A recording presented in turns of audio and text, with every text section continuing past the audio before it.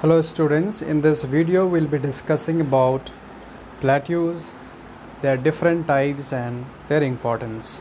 So in the earlier video we have discussed about mountains, its types and importance.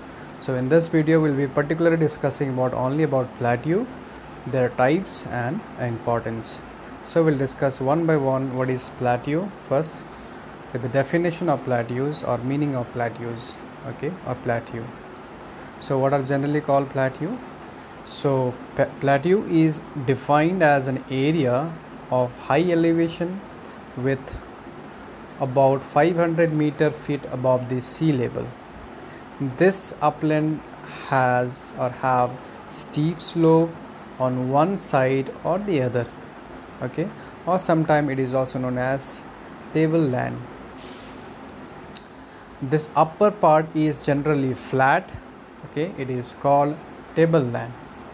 So due to its flat surface at the top, it is sometimes called as tableland. Now coming to next, we'll discuss about the types of plateaus. So there are generally different types of plateaus. So we'll be discussing about all this one by one. Intermontane plateau or intermontane plateau. Coming to next, that is volcanic plateau. Next we have that is dissected plateau, and lastly that is it's called Piedmont Plateau. So we'll be discussing one by one about all this plateau system. Intermontane plateau, what is volcanic plateaus, what is dissected plateaus, where it is formed, what is Piedmont Plateau, etc. Now starting with the first one, that is intermontane plateau. Now what is intermontane plateau, or why they are called intermontane plateau? We'll be seeing the reason behind this. Now the plateaus surrounded by hills and mountains on all sides are termed as or called intermontane plateau. So these plateaus are surrounded, this is important to note, that these plateaus are surrounded by hills, mountains on all sides. Such type of plateaus are called intermontane plateaus. Now coming to next, that is these are the highest and the most extensive plateau or types of plateaus, you can say. Most highest and most extensive means very wide, or you can say extra, say it has spread it to far and wide. So now example of such plateaus can be a Tibetan plateau in India, in the border between China and India, and Mexican plateau, Peruvian plateau, etc. are some examples of intermontane plateau. So you can figure out with this image now how it looks. So this is mountain, this side mountain, this side mountain, and in between the mountain there is a plateau, and elevated land is termed as intermontane plateaus. Now coming to next slide, that is next type of plateaus, that is volcanic plateaus. So as the name suggests, volcanic plateaus which has been formed due to the volcanic activities, or the lava that comes out, or the magma that comes out in the surface in the form of lava, and those lava gets deposited over millions and millions of years, or maybe thousands and thousands of years, and forms a table shaped landform. That is what we call volcanic plateaus. So here the flow of lava on the surface of the earth has resulted numerous volcanic plateaus. This lava have been deposited for thousands of years ago, as I already told you. So the Deccan Plateau of India is best example of lava plateau. So there are other more examples as well. You can just figure it out from other source. And other example you can see here: South Africa Plateau, Colombian Plateau, Ethiopian Plateau are some of the other examples of the volcanic plateaus. So remember, volcanic plateaus are those plateaus which has been formed due to the deposition of lava on the surface of the earth over thousands of years ago. Examples are the from India we can say Deccan Plateau is an example of volcanic plateau, as well as the plateau of Africa, South Africa, plateau of Colombia and Ethiopian plateau are the other examples. Okay, coming to next, you can see the image of plateau which has been formed by the volcanic eruption. Okay, coming to next point, that is the next type of plateau, that is dissected plateau. Dissected means to cut or to to erode. So these are eroded plateau, or you can say kind of dissected, cut by the rivers or by the glaciers, wind, etc. A dissected plateau is a plateau that has been intensely eroded by river, glacier, wind, etc. Okay, so this such type of plateaus are called dissected plateau. Okay, now these plateaus are more broken and are separated by some streams or rivers. Okay, so basically, say if a landform is there, and if that landform is cut by the rivers or by the movement of glaciers, some portion of that particular area remains elevated. Okay, that elevated region is a dissected plateau. Okay, so some common example of dissected plateaus are Colorado Plateau, Deccan Plateau in India are some of the example of dissected plateau. So Deccan Plateau is also an example of a volcanic plateau as well as a dissected plateau. Now this is an example of a figure that shows a dissected plateaus. Now look here, this is an elevated region, so it is a plateau region.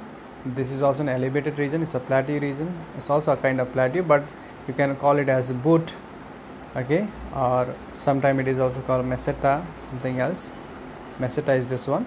So here a river has formed a deep valley and cut earlier this plain was kind of level plain, but due to the erosion of the river, all those soil or the rock has been eroded out. Now this portion got uplifted. Okay, so this type of plateaus are called dissected plateau. Okay, now coming to next, that is last but not the least, Piedmont Plateau. Okay, Piedmont means on the foot of the mountain, or in the foot of the mountain, or foot of the mountain we can say. So this type of plateaus are the plateau surrounded by mountain range on one side and the plain on the other side. Okay, such type of plateaus are known as Piedmont Plateau. Okay, and the part facing the plain has a steep slope. So plateau that faces towards the like this, say for example this is a mountain and this is a plain. So this portion is your plateau. This part is mountain, this is plain region, and this is plateau. The part which is facing towards the plain has a steep slope like this. Okay, this is what it says. Now coming to next, that is Piedmont Plateau are residual plateau as well, derived from the ancient systems and are also known as residual plateaus. Okay, Piedmont Plateaus are also called as residual plateaus. Okay, so you can also say Piedmont Plateau as residual plateau, both are same. Now the examples of Piedmont Plateau can be Patagonian Plateau of South America, the Appalachian Plateau, etc. are some examples of Piedmont Plateaus. Okay, so you see the image of the Piedmont Plateau here. So this side you have mountain and you have a plateau.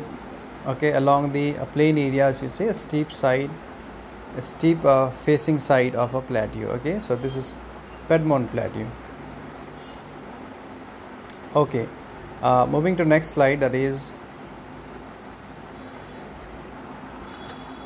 the importance of plateaus. Now how plateaus are important to us, in what way it is beneficial to us, we'll be discussing one by one.